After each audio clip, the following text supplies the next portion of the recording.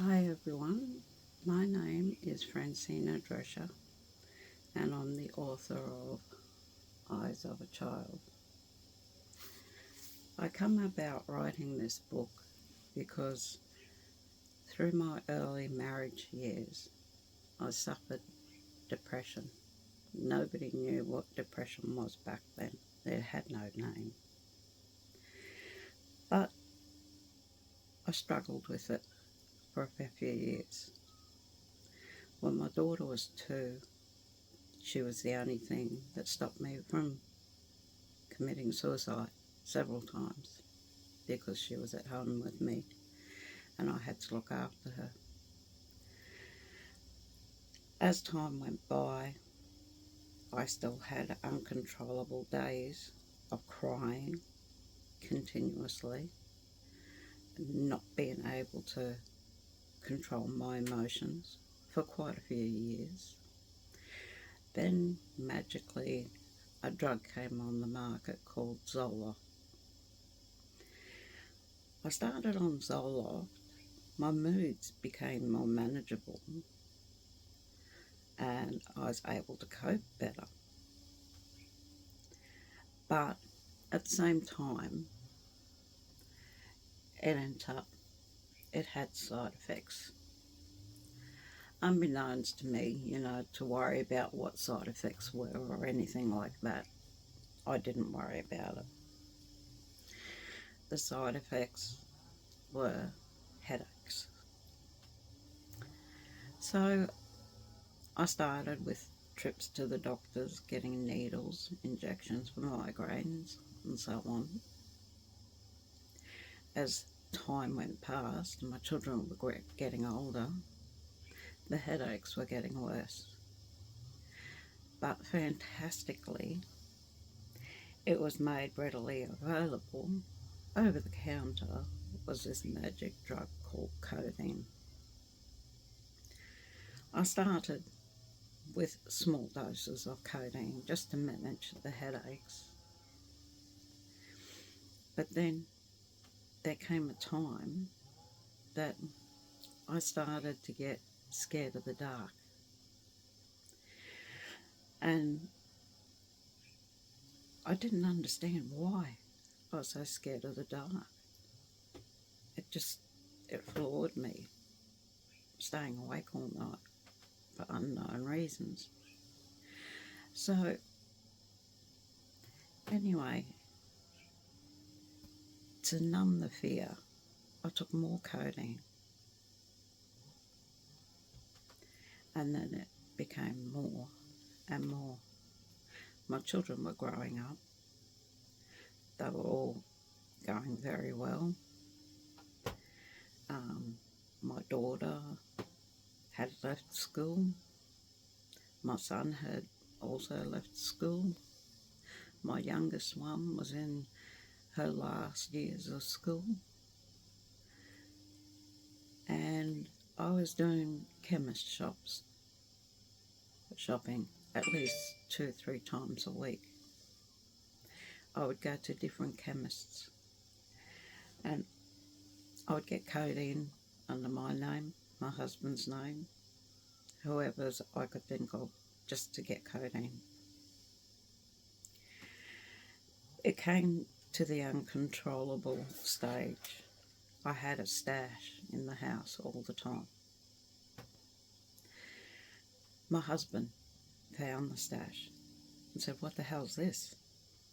I was like, "Oh shit, I don't know. I don't know where that came from." He didn't challenge me on it. But then I fell into a real dip and I was at work and I couldn't work. I was in tears, uncontrollable, had to leave work. End up, I was at home having like a nervous breakdown. Meanwhile, still taking codeine in excessive amounts. I take 6 to 8 tablets at once just to numb myself. not understanding still why. Then it came that we sold our house. We bought a caravan to travel in, and we were in our caravan, and the law had come in that you could no longer get codeine over the counter.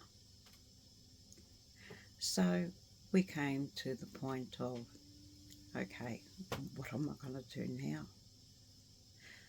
I confessed to my doctor. She was very, very understanding and helpful.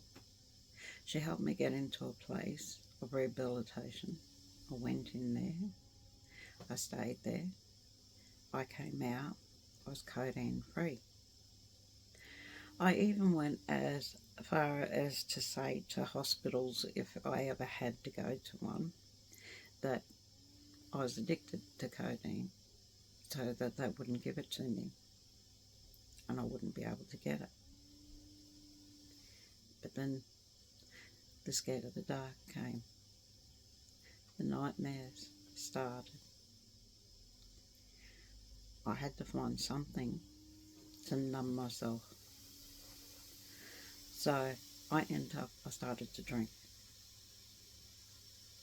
And I would drink in excessive amounts of alcohol, just to numb myself so I didn't have to feel it. And the excessive amounts were unbelievable. I guess there might have been about 2 years that I really don't remember much. But I pushed my children away. I pushed everybody away. I didn't want to hurt them anymore. The nightmares, the flashbacks, the dreams, I just couldn't handle them. Then, after I pushed my children so far away that they didn't see me anymore, my husband turned around and he said to me, he said, okay, this is enough. He packed us up and he drove us out to the middle of the outback and he said, now start talking to me. I said, I can't. I had nothing to rely on, no alcohol, no codeine, no nothing. But I couldn't talk. But then I found that pen and paper became my friend. I started with pen and paper to write just the flashbacks to start with and the dreams. It took years of writing these flashbacks and dreams out on paper. Then it came to the point of, okay, I can understand now why all this is happening. It was sexual abuse. I've been sexually abused by at least 6 people before I was 12. My husband stood by me no matter what, still does today. Now, the thing that I didn't understand is why I felt like it was my fault. I always did, for a long time. But as I was writing all of this, I realised it wasn't my fault. It was theirs. It was their fault that these things happened to me. It was their fault, and I didn't have to take accountability for what they had done. One person did actually get charged for interfering with a minor and penetration. He got 12 months. That's all he got. But he interfered with other children as well and got away with it. There are loads of other people out there that are going through what I've been through. My story doesn't end at 12. I wrote up until I turned 18. Actually, till I met my husband. I was 19. I had my first child with another man who decided he didn't want to be a parent, blamed me, told me, I suppose you're going to charge me maintenance, you bitch. And I do remember it because it was 1984. 83 actually, because she was born in 84. I had Angela by myself. She was 6 months old when my husband and I met. We were together 3 months when we decided we were going to get married. So 3 months later, before Angela's first birthday, 11 days to be exact, we got married. This will be our 42nd year of marriage. Through all of the pain and the anguish, I went back and I looked through my papers and I started to put them into order. And that's how I came about writing Eyes of a Child. It's available on Amazon and Kindle, but it gives an insight to what child abuse is. Sexual and abusive. Being from an immigrant family, my mother was a very hard woman. My father, he was the one that stuck by me when I had my child and when I was living by myself and it was just me and a baby. He sneaked over to see me every day on his push bike to make sure that we were okay up until I married my husband. My father was always there for me, helping me somehow with furniture, getting a kerosene heater to keep us warm. He went that extra mile to help. He always did. When 92 came around, he was diagnosed with cancer. He had 3 months to live. I looked after him, and it was a pleasure to be there for him. He passed away on November 10th at 11:20, 40 minutes before my birthday. So I never ever forget him. My mother later died. She was 86. I was not with her. And I did not have a lot of relationship with her in my later life because she always expected something.